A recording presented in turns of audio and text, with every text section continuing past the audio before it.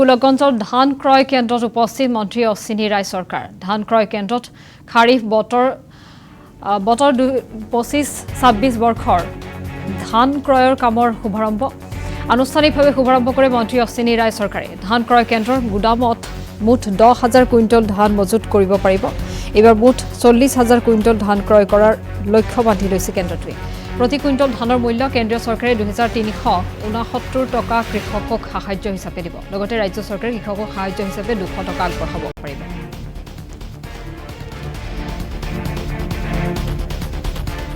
আজি আমাৰ কাৰণে কৃষকসকলৰ কাৰণে এটা ভাল দিন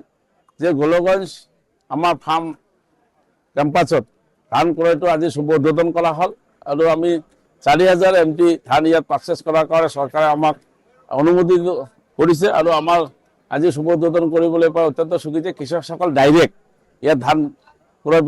বিক্ৰী কৰিব পাৰিব আৰু আমাৰ যেহেতু গোলগঞ্জ সমষ্টিত যথেষ্ট মিল আছে আৰু যথেষ্ট ধান উৎপাদন হয় মিলবিলাকো লাভ হ'ব আৰু কৃষকসকলো লাভান্বিত হ'ব মই কৃষকসকলক আজি আনুষ্ঠানিকভাৱে এই ধান ক্ৰয় চেণ্টাৰটো মই উৎসৰ্গা কৰিলোঁ মই বিধায়ক হৈছোঁ গতিকে মোৰ দায়িত্ব আছে এইবাৰ কোনো মধ্যভোগী ইয়াত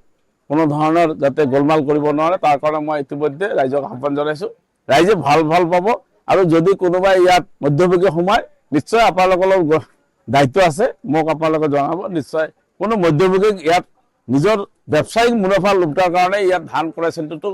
আজি খোলা হোৱা নাই কৃষকসকলৰ উপকাৰৰ কাৰণে খোলা হৈছে আজি